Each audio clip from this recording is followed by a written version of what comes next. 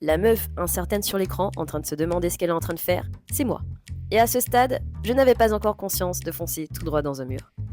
Il y a une semaine de cela, j'ai décidé comme ça, sur un coup de tête, de me lancer un challenge créatif dans le but de renouer avec ce vieux rêve oublié de devenir une youtubeuse à succès. Créer régulièrement était selon moi la solution pour pouvoir m'améliorer et atteindre le but que je m'étais fixé. Pour ça, je devais publier tous les jours pendant 31 jours une nouvelle vidéo.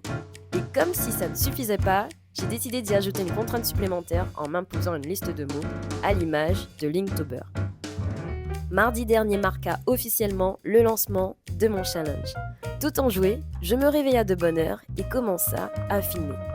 On pouvait déjà lire dans mes yeux et au son de ma voix une certaine gêne me gagner, me poussant progressivement vers un bug insensé.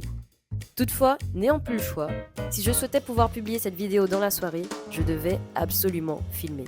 D'autant plus parce que je n'avais que quelques heures devant moi avant d'aller travailler.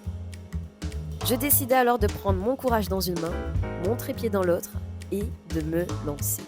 Le premier mot de la liste était « équilibre ». Cela tombait plutôt bien car j'avais passé plusieurs mois à me challenger sur la question. Très fière de cette première partie de tournage, je rentra pour réaliser la deuxième. Celle-ci allait me permettre de poser les réelles fondations du thème imposé, à savoir instaurer un équilibre entre mon hygiène de vie et ce challenge. Parce que, croyez-moi, la passionnée que je suis a tendance à oublier l'essentiel. Quelques heures de montage plus tard, je me retrouve avec pas moins de 40 minutes d'images enregistrées. Rien que ça. En rentrant du travail, je me lança dans un dérochage fastidieux avec toujours l'espoir de publier ma première création dans la soirée. Une fois le dérochage terminé, je pouvais enfin commencer le montage, une étape que je trouva inhabituellement non sans difficulté. Jusqu'à ce que je réalise la raison qui ralentissait mon avancée. Je n'avais pas de plan. Sans déconner, depuis le début, j'évoluais comme ça, avec pour seul guide une idée vague de ce à quoi cela devait ressembler. Je décidai alors en catastrophe de laisser tomber le montage et de partir dans une séance d'écriture interminable. Soudain, au beau milieu d'une réflexion intense, à deux doigts de me péter des neurones, j'entendis une sonnerie retentir. Celle-ci annonçait l'heure fatidique. Il était minuit. Je n'avais pas terminé le montage et encore moins la structure de cette première vidéo. Autant vous dire qu'à ce moment-là, j'en voulais beaucoup beaucoup, mais surtout à la manière dont j'avais orchestré cette première journée. Le choix de publier le lendemain ne m'enchantait pas, mais m'évitait une nuit blanche assurée. Le lendemain, au petit matin, je me réveillais extrêmement motivée à l'idée de reprendre là où je m'étais arrêtée.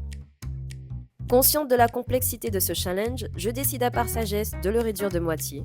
Je devais alors publier non pas 31, mais 15 vidéos à raison d'un jour sur 2. Voyant l'objectif diminuer, je me sentais pour ainsi dire moins submergée, me considérant encore en lice dans cette course effrénée. En fin d'après-midi, c'était avec joie que je finalisais la première partie de ma vidéo. Cette victoire me donna le sentiment d'avancer, avec toutefois un arrière-goût d'anxiété. Quelques heures de montage plus tard, une fatigue sortie de nulle part me tomba dessus sans s'annoncer. Ma meilleure défense pour pouvoir la contrer était de m'assoupir quelques instants afin de reprendre en étant moins fatiguée. Pensant que cela faisait seulement 30 minutes que je m'étais endormie, je me réveilla afin de continuer ce vaste chantier. Mais avant, afin de m'assurer d'être toujours en fin de soirée, je décida de vérifier le temps qui s'était écoulé. Ma réaction fut sans appel.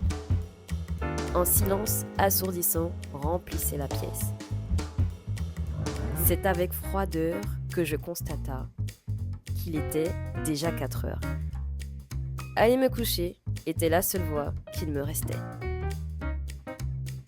Au réveil, j'étais dévastée par cet énième échec. Nous étions au 3e jour de challenge et je n'avais toujours rien publié. J'en suis même venue à me demander si j'avais bien fait de me lancer dans cette aventure. Puis, après moult réflexions, je pris une nouvelle décision importante. Celle de faire une pause et de reprendre ce défi créatif la semaine suivante.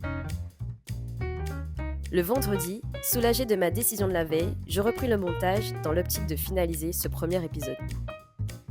J'avais aussi conscience que cette bataille durait depuis bien trop longtemps. Mon insatisfaction et mon inspiration en étaient pour beaucoup, mais n'étaient en rien ce qui m'empêchait d'avancer. Et à force de chercher, j'ai fini par comprendre ce qui lui faisait défaut. Cette vidéo n'avait pas d'âme. Il lui manquait un ingrédient important. Vraiment important.